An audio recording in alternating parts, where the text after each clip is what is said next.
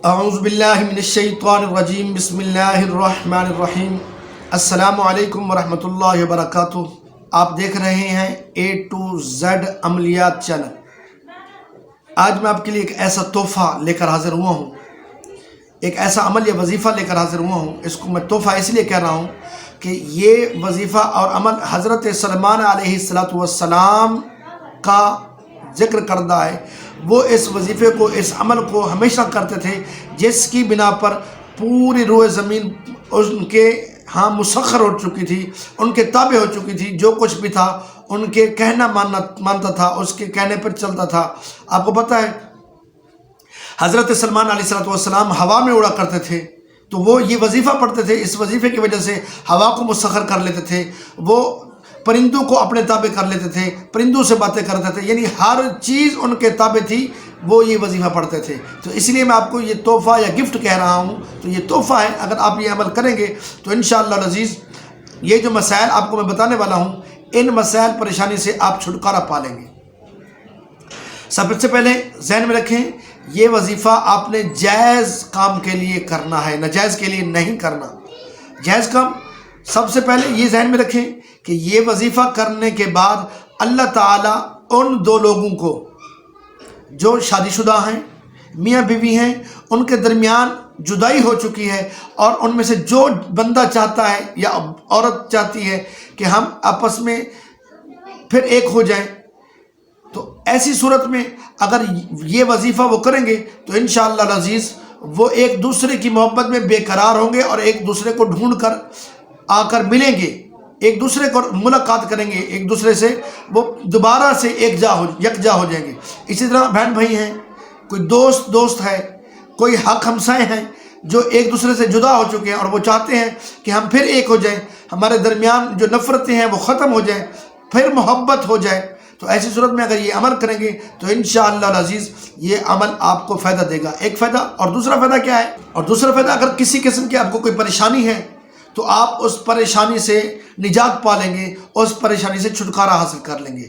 تو آپ نے وظیفہ جو پڑھنا ہے وہ اللہ تعالیٰ کا ایک نام ہے، جس کا جو کہ یا جامع ہو، اللہ تعالیٰ کا ایک نام یا جامع ہوا ہے، اس کو آپ نے پڑھنا ہے۔ اور پڑھنا کس طرح ہے؟ آپ نے نماز فجر ادا کرنی ہے۔ نماز فجر ادا کرنے کے بعد وہیں بیٹھیں، ذکر و اذکار کرتے رہیں۔ ذکر و اذکار کے بعد نماز اشراق کا وقت ہو جائے گا، نماز اشراق ادا کریں۔ آپ 2 رکعت پڑھیں، 4 پڑھیں، جتنا مرضی آسانی ہو پڑھ سکیں پڑھ لیں۔ اس کے بعد پھر قرآن مجید کی تلاوت کریں، ذکر و اذکار کریں، جو مرضی کرتے رہیں۔ گھنٹے 1.5 گھنٹے کے بعد پھر ٹائم ہو جائے گا چاشت کا۔ چاشت کے وقت آپ 2 رکعت نماز چاشت ادا کریں۔ اس کے بعد کھڑے ہو جائیں اور ہاتھوں کو پھیلائیں۔ ہاتھوں کو پھیلانے کے بعد آپ نے پڑھنا ہے یا جامع۔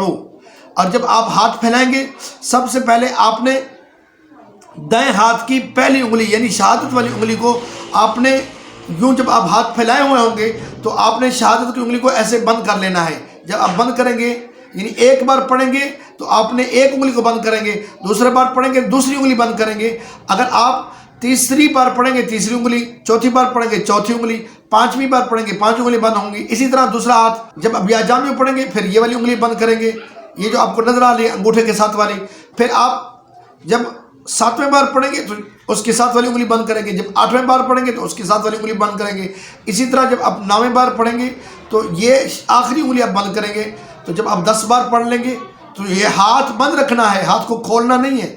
تو یہ جو دوسرا ہاتھ ہے جس پہ آپ کر رہے ہیں، ہم وظیفہ پڑھ رہے ہیں، اس کے آخر میں آپ نے 10ویں بار یا جامع پڑھنا ہے اور اس کو بھی بند کر لینا ہے۔ اور اس کو بند کر کے آپ نے یا جامع کو آپ نے تسبیح پڑھتے رہنا ہے، کم سے کم 10-12 منٹ پڑھیں۔ پھر ہاتھ کھولیں، پھر ہاتھ کھولنے کے بعد آپ 33 بار یہ پوروں پر آپ شمار کریں، یا جامع پڑھیں۔ اس کے بعد دعا مانگیں، اس کے اول آخر دوشی پڑھیں۔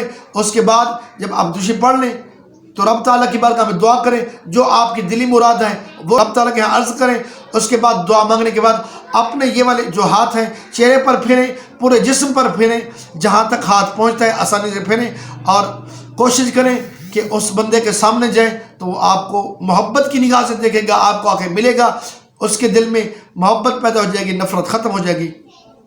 امید کرتا ہوں کہ آج کا میرا یہ بتایا ہوا عمل یا وظیفہ آپ کو پسند آیا ہوگا. اگر پسند آیا ہے تو اس کو آگے شیئر کریں, چینل کو سبسکرائب کریں. اگر میرے کسی دوست احباب, میرے کسی ویورز, میرے بہن بھائی نے اگر کچھ پوچھنا ہے کمنٹس میں پوچھ سکتے ہیں. اگر کمنٹس میں پوچھنا مناسب نہیں سمجھتے تو پھر جو آپ کو واٹس ایپ نمبر نظر آ رہا ہے اس پہ رابطہ کریں. انشاءاللہ العزیز آپ کو وظیفہ, عمل یا دعا بتائی جائے گی. اللہ تعالیٰ ہم سب کا ناصر ہو. السلام علیکم ورحمۃ اللہ وبرکاتہ.